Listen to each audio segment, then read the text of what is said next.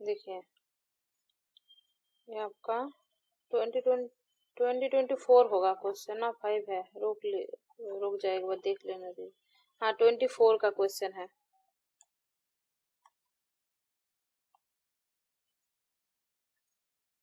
Net 24 का question है। 11 number question करेंगे। किस टॉपिक से क्वेश्चन आया है? देखिए यहाँ पे क्वेश्चन आया है आपका एथिक्स से, यूनिट 4। नेट सिलेबस आप लोगों के हाथ में अभी ले लीजिए। यूनिट 4 देखिए एथिक्स है, वहाँ पे मेटा एथिक्स, नॉर्मेटिव एथिक्स, दो टाइप का पार्ट है। मेटा एथिक्स और नॉर्मेटिव एथिक्स से क्वेश्चन बहुत बार आता है, आ चुका है। तो यहाँ पे देखिए मेटा एथिक्स से क्वेश्चन है, which of the following is not a question addressed by Meta ethics. यहाँ पे बोले जे यहाँ पे कौन सा ऑप्शन है जो मेटा एथिक्स के साथ रिलेट नहीं है। इसका मतलब नॉर्मेटिव एथिक्स होगा, बात दूसरा कुछ हो सकता है। तो मेटा एथिक्स का क्या डेफिनेशन, मेटा एथिक्स क्या है, वो पहले अगर पढ़ लेंगे तो आंसर ऐसे हो जाएगा। मेटा एथिक्स देखिए तो मेटा एथिकल इंक्वायरी जो है मेटा एथिक्स बोल सकते हैं। डेफिनेशन क्या है, मेटा एथिक्स क्या एक्सप्लोर करता है, मेटा एथिक्स में हम लोग क्या पढ़ते हैं ना, meta ethics explore the nature, status and meaning of moral judgements. तो क्या है, nature, status and moral judgement का जो मीनिंग है वो एक्सप्लोर करता है metaphysics. It does not ask what is right और रॉन्ग, कौन सा सही है और कौन सा गलत, ये वाला बात नहीं करते हैं, but ask what is means to say something is right और रॉन्ग। क्वेश्चन करते हैं, लेकिन की कॉन्सर्न्स क्या क्या होगा देखिए, moral language, moral ontology, moral judgement, moral epistemology, moral psychology, इस टाइप का बात करते हैं मेटा एथिक्स। जैसे मोरल लैंग्वेज क्या है, तो what do term like good, bad, ought, duty means, मतलब किस काम को हम लोग अच्छा बोलेंगे, कुछ बैड होगा, ओथ होगा, ड्यूटी होगा, क्या करने का जरूरत है हम लोगों को, ये सब कुछ रहेगा। फिर मोरल ऑन्टोलॉजी मतलब do moral properties and moral epistemology, जैसे how can we know moral truth, हम लोग कैसे मोरल ट्रूथ को जान सकते हैं, इफ दे एग्जिस्ट, अगर है मोरल ट्रूथ है तो कैसे हम लोग जानेंगे, ये वाला बात है। ठीक है, ये होता है क्या है, ये मोरल आपका मेटा एथिक्स का पार्ट है। और क्या देखिए मेजर पोजीशन क्या है यहाँ पे, moral realism and moral anti realism.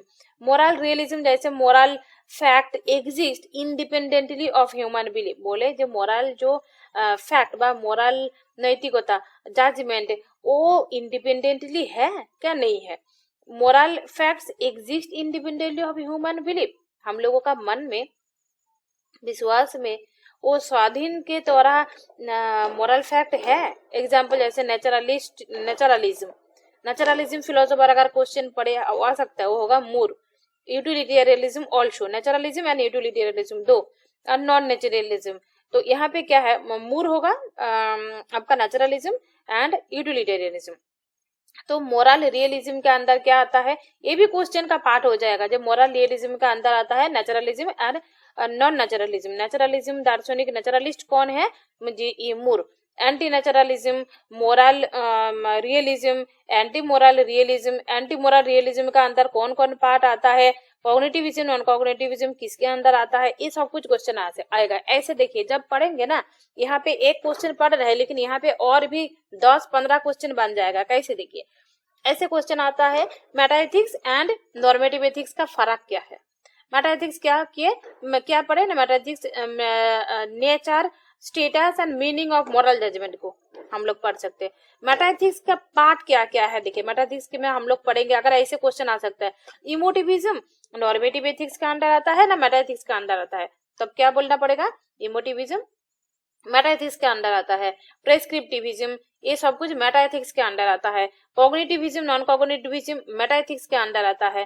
Cognitivism क्या है ना, मोरल जो स्टेटमेंट व मोरल जो वाक्य वो क्या है, express believe and can be truth और फॉल्स, मतलब जो लोग कॉग्निटिविटी मतलब ज्ञानवादी, तो वो लोग क्या बोलेंगे, जो मोरल स्टेटमेंट वो सत्य भी हो सकता है, मिथ्या भी हो सकता है, ट्रू हो सकता है, फॉल्स हो सकता है। लेकिन जो लोग नॉन कॉग्निटिविज्म वो लोग क्या बोलेंगे ना, मोरल स्टेटमेंट्स एक्सप्रेस इमोशन। ये कॉग्निटिव मतलब ज्ञान, और जो ज्ञान होता है ऑल टाइम ट्रू और फॉल्स हो सकता है, लेकिन जो नॉन कॉग्निटिव मतलब हम लोग इमोटिवली इमोशनली थिंक कर सकते हैं, वो वाला चीज जो एटीट्यूड वाला इमोशन वाला वो होगा नॉन कॉग्निटिविज्म। तो जो नॉन कॉग्निटिविस्ट फिलोसोफर वो लोग क्या बोलेंगे, जे moral statement moral fact neither true nor false, लेकिन cognitivist philosopher says moral statements moral facts either true और फॉल्स। ठीक है, हो गया। नॉर्मेटिव एथिक्स में हम लोग क्या पढ़ेंगे, देखिए normative ethics with definition. Normative ethics deals with the criteria of what is morally right और wrong. It tries to establish moral standards guide conduct. जैसे देखिए what ought we to do, what is the right action, what makes an action morally permissible, ये सब कुछ क्या आएगा, normative ethics के under आएगा। जैसे नॉर्मेटिव एथिक्स के अंदर आएगा डियोंटोलॉजी, कांट डियोंटोलॉजी नॉर्मेटिव एथिक्स के अंदर आएगा, वर्च्यू एथिक्स आएगा। ठीक है, कॉन्सिक्वेंशियलिज्म मतलब हम लोग काम करने के बाद उसका फल, जो फल है वो हम लोग आशा करेंगे, वह फल का भोग करने के लिए कोशिश करेंगे क्या, हम लोग फल का आशा छोड़ के ही काम करेंगे, ये वाला सब कुछ कॉन्सिक्वेंशियलिज्म, डियोंटोलॉजी एंड आपका वर्च्यू एथिक्स, ये आ जाएगा अपन नॉर्मेटिव एथिक्स का अंदर। तो यहाँ पे क्वेश्चन है, देखिए जो what does a moral judgment signifies, what is the term good defined, what action is morally right, और for are moral judgment subject to prove. यहाँ पे राइट आंसर होगा what action is morally right. ठीक है, ये जो right wrong ओठ ये वाला क्या आ जाएगा आपका नॉर्मेटिव के अंदर आ जाएगा। तो यहाँ देखिए metaethics explore the nature meaning foundations of moral concepts and judgments. It delves into the questions like the meaning of moral term, जैसे देखिए probability of moral judgments and moral terms, however determine the specific actions are morally right or wrong falls under normative ethics के अंदर। right और wrong ये वाला क्या आ जाएगा आपका नॉर्मेटिव के अंदर आ जाएगा। which prescribes moral standards and rules, तो ये आंसर हो जाएगा what action is morally right what action is morally wrong, ये वाला आता है आपका नॉर्मेटिव के अंदर। और यहाँ पे क्वेश्चन पूछे कौन सा मेटाएथिक्स नहीं है, मतलब नॉर्मेटिव एथिक्स है, तो आंसर हो जाएगा सी। ठीक है, देखिए अभी आप लोग सुन रहे, हो सकता है आपका दिमाग से बाहर ऊपर चला जा रहा, लेकिन अभी सुनते जा रही है, फिर थ्योरी पढ़ाएंगे, फिर एमसीक्यू आप लोगों का क्लास करना पड़ेगा। एक क्लास को आप लोग रिपीट बाद में सुन लेंगे, तब 2+2 4 ऐसे इजी वाला हो जाएगा। ठीक है, अभी कोई भी चीज जब नया नया सीखेंगे, नया नया सुनेंगे, तब तो थोड़ा जटिल लगेगा, लेकिन और जब स्पेशली जब PYQ सॉल्व करेंगे, वो तो पूरा 100% सिलेबस से क्वेश्चन है, तो आप लोगों का हो सकता है दिमाग से ऊपर जाएगा, लेकिन बार बार ये वाला करते करते आप लोगों का भी इजी हो जाएगा। ठीक है मैम। यहाँ पे देखिए मेटाएथिक्स नॉर्मेटिव एथिक्स छोटा करके कैसे कर दिए। जे मेटाएथिक्स का क्या है कि किस में फोकस करता है ना, nature of morality. Normative ethics किस पर फोकस करता है, स्टैंडर्ड्स फॉर राइट और रॉन्ग। अगर ऐसे क्वेश्चन आएगा जो what is right what is wrong ये वाला ऑप्शन, तो नॉर्मेटिव एथिक्स का अंडर आ जाएगा। देखिए यहाँ पे है था ना 3 number question, J what action is morally right, तो यह नॉर्मेटिव एथिक्स का अंदर आ जाएगा। तो यहाँ पे क्वेश्चन पूछे नॉट द मेटाएथिक्स मतलब नॉर्मेटिव एथिक्स, समझे ना। यहाँ पे देखिए व्हाट डज गुड, की वर्ड क्या व्हाट डज गुड, और यहाँ पे क्या होगा जे नॉर्मेटिव एथिक्स में व्हाट शुड आई डू, हम लोग क्या करेंगे, क्या करना उचित, क्या करना नहीं चाहिए, ये वाला आएगा नॉर्मेटिव के अंदर। और कांट नॉर्मेटिव के अंदर आएगा। और क्या है मीन्स मेटाएथिक्स में क्या बोलेगा, क्या लक्ष्य हम लोगों का नहीं है, मीन्स क्या रास्ता में हम लोगों को किस रास्ता पकड़ना चाहिए, ये वाला बात करेगा, स्टेटमेंट देगा मेटाएथिक्स। और नॉर्मेटिव एथिक्स तो दूसरा कुछ एग्जांपल टॉपिक हो जाए मीनिंग ऑफ ओथ का मीनिंग क्या है वो मेटाएथिक्स देगा। और एनालिटिकल कॉन्सेप्चुअल और प्रेस्क्रिप्टिव इवैल्यूएटिव वाला नॉर्मेटिव एथिक्स के अंडर आएगा। यहाँ पे देखिए छोटा करके लिख दिए, बहुत इंपॉर्टेंस है। Distinguish clearly between Meta ethics second order question and normative ethics first order question, ये दोनों का डिस्टिंग्विश एंड रिमेम्बर की थिंकर्स एंड टर्म्स, जैसे एआर इमोटिविज्म, ये बहुत बार एग्जाम में आ चुका है। ऐसे डिवाइडेड लाइन दे देता है, इधर फिलोसोफर का नाम और इधर थ्योरी का नाम, फिर आपको मैच करना पड़ेगा। तो यहाँ पे क्या है, रिमेम्बर की थिंकर्स, जैसे एआर इमोटिविज्म होगा, मॉकी होगा आपका एरोड थ्योरी के बारे में बताया, बेंथम एंड मिल यूटिलिटेरियनिज्म के बारे में बताया, कांट डियोंटोलॉजिस्ट है, एरिस्टोटल वर्च्यू एथिक्स के बारे में बताया, बहुत इंपॉर्टेंट है, याद रखिए। फिलोसॉफिकल डॉक्ट्रिन देखिए यहाँ पे, identify the 12 number question, identify the incorrect statement among the following.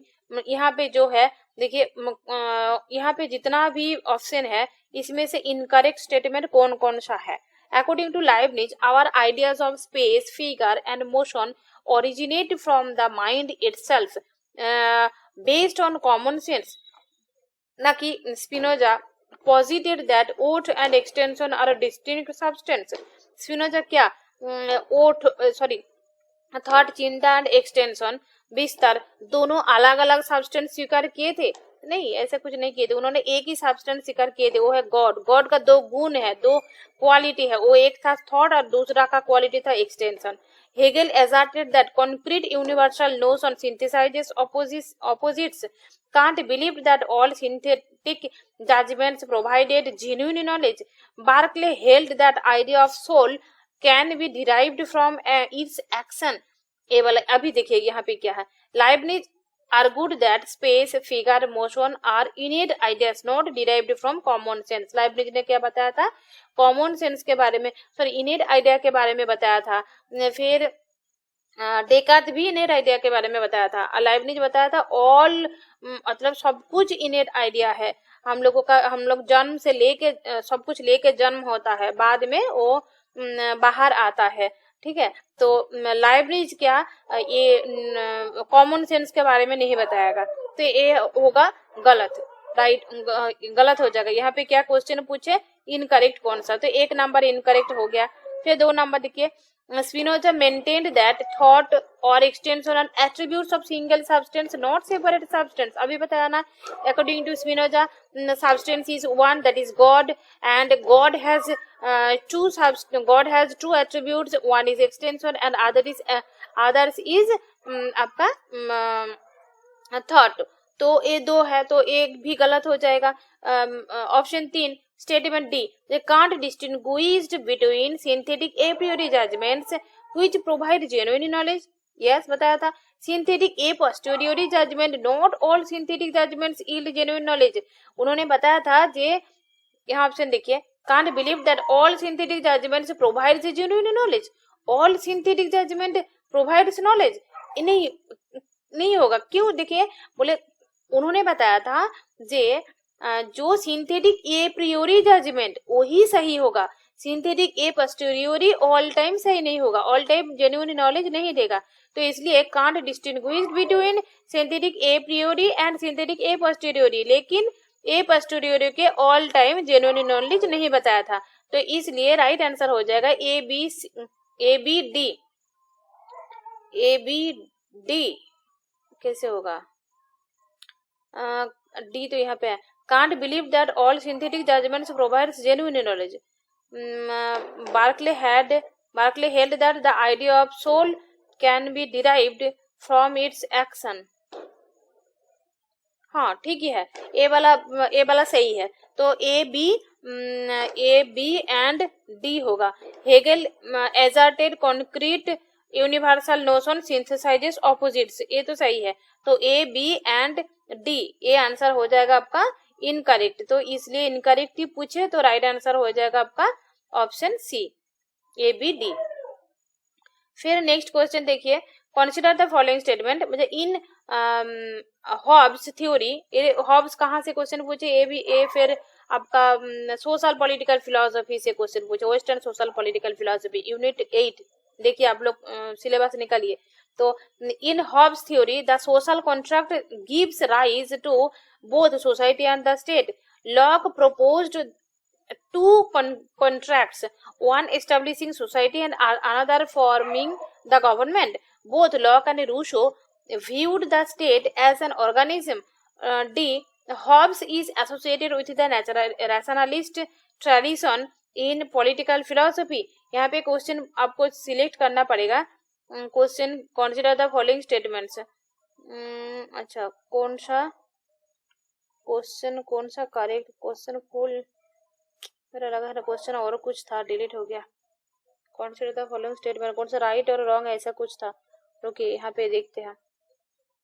अच्छा, स्टेटमेंट एक ए होगा, कौन सा राइट होगा, राइट ऑप्शन कौन कौन होगा, यही क्वेश्चन होगा. यहाँ पे आधा क्वेश्चन एडिट हो गया होगा, डिलीट हो गया. देखिए, Hobbes believe that the social contract led the formation of both society and state. And मतलब हॉब्स ने सोशल कॉन्ट्रैक्ट थ्योरी जब बताया था तब उन्होंने सोसाइटी एंड स्टेट दोनों के बारे में बताया था. और option B, Locke theorized two distinct contract, one for the formation of society. दो थ्योरी बनाया था, कॉन्ट्रैक्ट किए थे. एक था सोसाइटी के लिए, समाज के लिए, और दूसरा था गवर्नमेंट के लिए. ठीक है, एस्टेब्लिश्ड ऑफ गवर्नमेंट, ऐसे कुछ बताया था लॉक. यस. ऑप्शन सी क्या है, the view of the state as an organism is more aligned with Hegelian philosophy, not Locke और रूसो. तो यहाँ पे क्या है, the view of state and organism, जो ऑर्गेनिज्म थ्योरी था with aligned with the Hegelian philosophy. Organism theory Hegel, not Locke और Rousseau. जो मतलब हेगेल ऑर्गेनिज्म थ्योरी के बारे में बताया था. लॉक एंड रूसो ये दोनों ऑर्गेनिज्म थ्योरी के बारे में नहीं बताया था. लॉक एंड रूसो बताया था social contract theory. Locke, Rousseau and आपका क्या था वहाँ, Plato. Locke, Rousseau and Hobbes, इस तीनों, हॉब्स, लॉक्स एंड रूसो, इस तीनों दार्शनिक सोशल कॉन्ट्रैक्ट थ्योरी के बारे में बताया था. And Hobbes Hegel organism theory के बारे में बताया था. तो ये ऑप्शन नहीं होगा और गलत. इसका मतलब Hobbes is often linked to empiricism rather than rationalism in political philosophy. नहीं, Hobbes एम्पिरिज्म मतलब पॉलिटिकल फिलोसफी से ज्यादा रैशनलिज्म व एम्पिरिसिज्म के बारे में बताया था, ऐसा कुछ नहीं है. उन्होंने पॉलिटिकल फिलोसफी के बारे में बताया था. हॉब्स सोशल कॉन्ट्रैक्ट थ्योरी के बारे में बताया था, तो ये भी नहीं होगा. तो इसलिए कौन सा स्टेटमेंट करेक्ट होगा, statement A and statement B, ये दोनों करेक्ट होगा. हॉब्स सोसाइटी एंड स्टेट के बारे में बताया था. लॉक भी सोसाइटी एंड गवर्नमेंट के बारे में उनका कॉन्ट्रैक्ट थ्योरी के बारे में बताया था. तो इसलिए राइट आंसर हो जाएगा आपका A and B both. Next question देखिए, which of the following statement is not accurate concerning metaethics. मतलब मेटाएथिक्स के साथ मेटाएथिक्स कौन सा नहीं होगा. यहाँ पे देखिए नॉट एक्यूरेट. देखिए नेट का सिलेबस है, मैं कितना जो भी बोले देखिए जो बहुत बार आता है. देखिए आप लोग देख भी सकेंगे यहाँ जे मेटाएथिक्स के बारे में अभी क्वेश्चन एक किए, फिर अभी दोबारा क्वेश्चन है एक ही क्वेश्चन में. तो यहाँ पे देखिए ऑप्शन नंबर ए क्या है, जे some non cognitivist are intuitionist. कोई नॉन कॉग्निटिविस्ट है जो इंट्यूशनिस्ट. एंड ऑप्शन मस्ट भी कोई नॉन कॉग्निटिविस्ट है जो इंट्यूशनिस्ट भी है. और जो इमोटिविज्म है ना, इमोटिविज्म, वो भी आपका मेटाएथिक्स के अंडर आता है. तो ये भी आ जाएगा. इमोटिविज्म जैसे interpret the killing is bad, किसी का हत्या करना एक खराब है. और as expressing disapproval like the killing, वो किलिंग को डिसअप्रूवल कर रहा है वो. ठीक है. C.L. Stevenson is not associated with emotivism. तो C.L. Stevenson is not associated with emotivism. And यहाँ पे क्या है, G.E. Moore believe that ethical term meanings can be intuited. हाँ, ये तो बताएंगे. तो यहाँ पे स्टीवेंसन क्या बताया, देखिए ऑप्शन नंबर सी में, J Stevenson was prominent of emotivism. Stevenson is associated with the, यहाँ पे क्वेश्चन में क्या है, ये नॉट एसोसिएटेड इमोटिविज्म.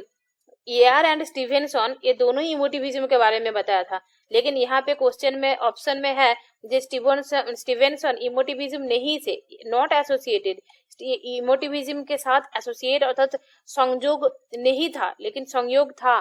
तो इसलिए ये हो जाएगा right answer 3.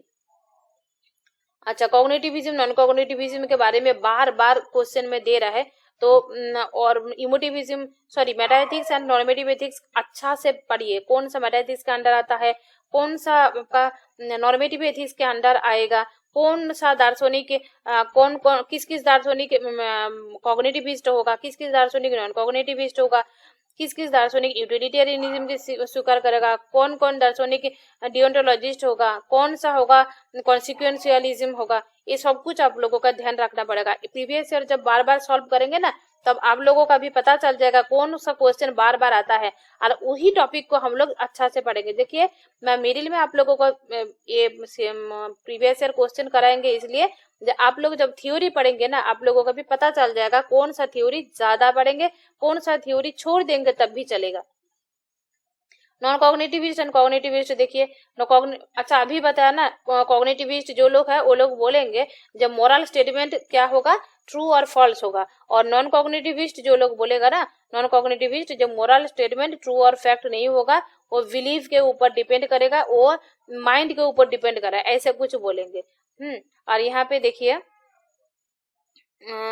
the debate between cognitivist and non-cognitivist arises meta-ethics and concerning the meaning of the moral statement। मतलब क्या है, कॉग्निटिविस्ट एंड नॉन कॉग्निटिविस्ट बा कॉग्निटिविज्म एंड नॉन कॉग्निटिविज्म किसके अंडर आता है, मेटा-एथिक्स के अंडर आता है।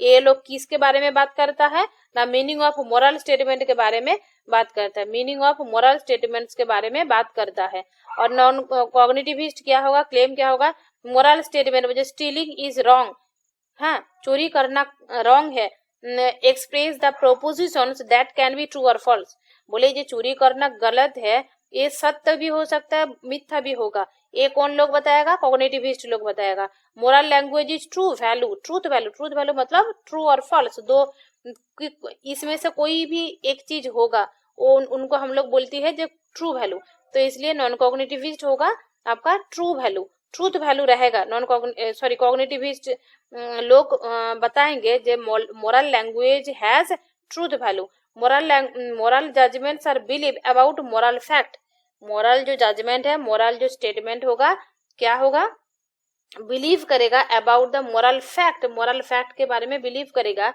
मेजर कॉग्निटिविस्ट थ्योरी से।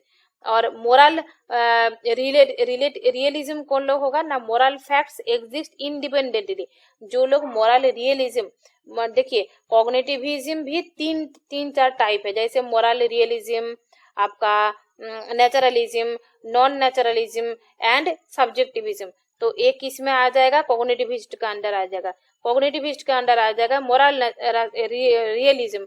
मोरल रियलिज्म क्या है, moral facts exist independently of our belief, moral fact क्या करेगा, हम लोगों का बिलीव से छोड़ के भी हम लोग विश्वास करेंगे तब है और नहीं करेंगे नहीं है, ऐसा वाला नहीं है। मोरल फैक्ट्स एग्जिस्ट करेगा स्वाधीन स्वतंत्र, वो लोगों का एक है इंडिपेंडेंटली ऑफ आवर बिलीफ, हम लोगों का स्वतंत्र विश्वास है, जहाँ मोरल रियलिज्म है। और नेचुरलिज्म क्या होगा ना, मोरल प्रॉपर्टीज बा मोरल जो प्रोपोजिशन वो रिड्यूसिबल टू नेचुरल प्रॉपर्टीज, ये लोग बताएगा वो नेचुरली रहेगा, जैसे यूटिलिटेरियनिज्म गुड प्लेजर, यूटिलिटेरियनिज्म लोग क्या बोलेंगे ना, बोलेंगे जे good is equal to pleasure, जो खुशी होगा, जो जिसमें हम लोगों का खुश मिलेगा वही होगा गुड, वही होगा अच्छा। और नॉन नेचुरलिज्म जो लोग, वो लोग क्या है इंट्यूशनिज्म, तो non naturalism also called intuitionism, कौन होगा intuitionist philosopher G E Moore. तो moral properties are the sui generis, यहाँ क्या होगा द मूर क्या बताया, good is simple and the indefinable. और सब्जेक्टिविज्म कौन है ना, moral truth depend on individual, जो मोरल ट्रूथ है, जैसे देखिए जो लोग मोरल रियलिज्म, वो लोग बोलेंगे जो हम लोगों का विश्वास से अलग सा एक मोरल फैक्ट बा मोरल जो वाक्य है वो एग्जिस्ट है। और जो सब्जेक्टिविज्म लोग बोलेंगे जब moral truth depend on individual, अगर कोई भी चीज जैसे देखिए cultural attitude but still express the propositions, जैसे देखिए सब्जेक्टिविज्म लोग बताएंगे जे मेरे ऊपर डिपेंड करेगा, कोई एक व्यक्ति पर डिपेंड करेगा, एक पर्सन पर पर्सन वेरी करेगा मोरल ट्रूथ, वो होगा सब्जेक्टिविज्म लोग। और ऑब्जेक्टिविस्ट करा, ऑब्जेक्टिविस्ट होगा जो लोग बोलेंगे जो कोई भी एक रूल रहेगा वही रूल को सब लोग फॉलो करेंगे। जो सत्य है सबके लिए सत्य होगा, ट्रू होगा, जो फॉल्स है सबके लिए फॉल्स होगा। और सब्जेक्टिविज्म लोग बोलेंगे जैसे अगर है चोरी करना पाप है, ठीक है, किसी को हत्या करना पाप है, लेकिन वो कोई एक लोग खराब काम करके आ गया, अगर आपके पास छुप जाएंगे ना जे हमको बचा लीजिए, वो हम लोग वो लोग हमको मार देंगे, अगर उसी टाइम आप क्या करेंगे आपके ऊपर डिपेंड करेगा। वो तो एक तो हत्या कर दिए, अगर इनको भी कर देंगे तो दोनों हत्या हो जाएगा, दोनों का डेथ हो जाएगा। तो इसलिए क्या है, सब्जेक्टिविस्ट जो लोग है, एथिक्स का एक पार्ट है, वो लोग बताता है जे इंडिविजुअल पर वैरी करता है। और कॉग्निटिविस्ट थिंकर देखिए जीई मूर, इंट्यूशनिज्म, और ब्रांट होगा आपका रूल यूटिलिटेरियनिज्म के बारे में बताया, पीटर सिंगर प्रेफरेंस यूटिलिटेरियनिज्म, और आपका कांट भी रूल यूटिलिटेरियनिज्म, सॉरी कांट होगा रूल डियोंटोलॉजिस्ट। अच्छा, नॉन कॉग्निटिविस्ट कौन कौन है, देखिए नॉन कॉग्निटिविस्ट के अंदर आएगा जे इमोटिविज्म, प्रेस्क्रिप्टिविज्म, क्वासी रियलिज्म, ये सब आ जाएगा नॉन कॉग्निटिविज्म का अंदर। आरएम हेयर प्रेस्क्रिप्टिविज्म बहुत बार एग्जाम में आता है, छक करके आ जाता है, बाया डाय मिलाने के लिए लिस्ट 1 लिस्ट 2। एज यार का इमोटिविज्म होगा, स्टीवेंसन का भी इमोटिविज्म होगा, ब्लैक बर्न का भी क्वासी रियलिज्म होगा। ठीक है, ये सब कुछ आप लोगों का याद रखना पड़ेगा। यहाँ पे छक करके बता दिया है, देखिए ये भी याद कर लीजिए। Which of the following statement do not affirm the existence of the प्रकृति, प्रकृति के बारे में कौन सा ऑप्शन है जो नहीं बताया। इवोल्यूशन, ये तो सांख्य दर्शन का पार्ट है। Evolution claims the manifestation of the implicit into the explicit, the universal unity indicates single cause. मुझे यूनिवर्सल यूनिटी क्या करता है, एक कॉज के बारे में, सिंगल कॉज के बारे में बताता है ना कि infinite can not cause the universal, the infinite independent and unlimited in the universe source. तो सही होगा। ऑल ऑब्जेक्ट कंप्राइज 3 गुण, presupposing as entity and witness them, all compound object exist for the sake for प्रकृति। यहाँ पे question पूछे जे correct option कौन सा होगा यहाँ पे, which of the following do not affirm the existence of प्रकृति। प्रकृति के बारे में कौन सा affirm, प्रकृति का जो एग्जिस्टेंस अर्थात अस्तित्व, इसके बारे में कौन सा नॉट affirm नहीं किए, कौन कौन ऑप्शन होगा। यहाँ पे देखिए this reflects the metaphysical view, evolution not necessary affirming प्रकृति, प्रकृति के बारे में यहाँ पे नहीं बताया। जैसे देखिए evolution एंटेल्स manifestations of implicit and explicit, implicit explicit क्या है, ये है मुझे रिफ्लेक्ट द मेटाफिजिकल इटेक्ट व्यू, तो इसलिए नहीं है। और ऑप्शन बी सजेस्ट मोनिज्म, यहाँ पे क्या बताया ना, the universe unity indicate single cause, अगर बोले जगत का एक ही कॉज है तो वो हो जाएगा तो आपका अलग कुछ, लेकिन सांख्य दर्शन में क्या बताया, पुरुष एंड प्रकृति दोनों के बारे में बताया था, तो ये भी नहीं होगा। तो और बाकी जो कुछ भी ऑप्शन है वो से सांख्य दर्शन का प्रकृति के बारे में बताया। जैसे देखिए alliance with Samkhya philosophy with posits and infinite source Prakriti for all universe, मैंने पूरा जगत का एक इनफिनाइट सोर्स है प्रकृति, ये बारे में बताया था। The concept of goods and a witnessing entity, जैसे Purusha is central to the Samkhya and affirming the Prakriti, Prakriti भी वो स्वीकार किए, ये भी राइट होगा। एजर्स द कंपोनेंट ऑब्जेक्ट प्रकृति डायरेक्टली अफर्मिंग द एग्जिस्टेंस के बारे में बताया, ये भी होगा। तो ऑप्शन ए एंड बी नहीं होगा, तो इसलिए राइट आंसर यहाँ पे नॉट पूछे तो राइट आंसर होगा A and B. Option number कहाँ है, 1 नंबर ऑप्शन में है। तो आज इतना ही रहेगा, फिर दूसरा दिन क्लास लेके, ठीक है। अच्छा, इस पीडीएफ को दे देंगे, आप लोग रीड करके रखेंगे, क्या बोलिए? यस मैम, दे दीजिए। अच्छा ठीक है, पीडीएफ को दे देता, आप लोग भी रीड करके रखिए, क्वेश्चन होगा तो पूछिए। अच्छा, आप लोगों का ह्यूम तक हो गया था ना, ह्यूम हो गया ना क्लास आप लोगों का, लॉक बार्कले तो हो गया, याद है, ह्यूम भी हो गया ना, याद है? मैम ह्यूम का मैंने औधा थोड़ा सा पढ़ लिया था। अच्छा अच्छा ठीक है। तो बाकी मेरा लगा फिर दूसरा दिन करा दिए थे दोनों। रिकॉर्ड को देख लेंगे, मैं वो याद आ जाएगा। तो कांट होगा मैम तो दूसरा दिन में ही मैंने सिंगल क्लास किए थे और कोई ज्वाइन भी नहीं किया था। अच्छा अच्छा, उस दिन से बारिश टारिश कुछ हो रहा था तो हो गया था। तो नेक्स्ट डे हाँ वो हाँ। रिकॉर्ड डाल देंगे और नेक्स्ट डे आप लोगों को तो कांट करा देंगे, ठीक है। मैं कोशिश करेंगे पूरा 1 घंटा क्लास लेके पूरा कांट को खत्म कर देने के लिए, ठीक है। और तो यूनिट 2 पूरा कंप्लीट हो जाएगा। इसके बाद आप लोगों का क्या क्लास कराएंगे, बोलिए कौन सा यूनिट करना चाहते हैं आप लोग, कौन मैम सा यूनिट पढ़ना चाहते हैं? Contemporary Indian. Contemporary Indian, okay ठीक है। नेक्स्ट एक दिन कांट होगा, फिर नेक्स्ट डे से कॉन्टेम्पोररी इंडियन फिलोसफी। बाकी लोग भी ठीक। यही पढ़ेंगे ना? हाँ मैम। ओके ठीक है, चलिए तब। मैं आपके पास अगर प्रीवियस ईयर का नेट का क्वेश्चन पेपर हैगा तो भेज दीजिएगा थोड़ा। हाँ क्वेश्चन पेपर है, ये प्रीवियस ईयर का क्वेश्चन पेपर ही है ये। आप लोगों के लिए ही तो बना है, देखिए ना इतना मेहनत कर रहा है आप लोगों के लिए ही तो। इतना जो एक एक क्वेश्चन टॉपिक कहाँ से आया है उसका एक्सप्लेनेशन, ये जितना कुछ भी किए, देखिए क्लास हो रहा है आपका आधा घंटा, कहीं भी 1 घंटा 1.5 घंटा, लेकिन इसके लिए कितना कुछ करके रखे।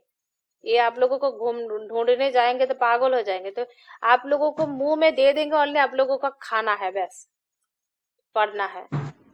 ये हाँ पीडीएफ दे मैम देंगे। ये 24 का क्वेश्चन है नेट का, देखिए ना 25 का भी है। 24 कंप्लीट हो जाने के बाद 25 का भी दे देंगे। और सुनिए ना, ठीक। आप लोगों का अभी प्रिंट करने का जरूरत नहीं है। आप लोग 1 मंथ इंतजार कर लीजिए, पीडीएफ पढ़ लीजिए। 1 मंथ के अंदर पूरा प्रीवियस ईयर का बुक निकाल देंगे, इसी तरह क्वेश्चन आंसर एक्सप्लेनेशन ऐसा वाला बुक निकाल देंगे तो हो जाएगा। तो तब बुक ले लीजिए क्योंकि खर्चा कम पड़ जाएगा और बुक में पढ़ने भी अच्छा लगेगा। हाँ मैम वो तो है, ठीक है मैम ले लेंगे। अच्छा ठीक है, तो गुड नाइट। ये पीडीएफ को मैं भेज देते हैं। पीडीएफ भेजने में थोड़ा टाइम लगेगा, ये रिकॉर्ड को पहले सेट करेंगे फिर देंगे, टाइम लगेगा थोड़ा, ठीक है। ठीक है मैम चलेगा।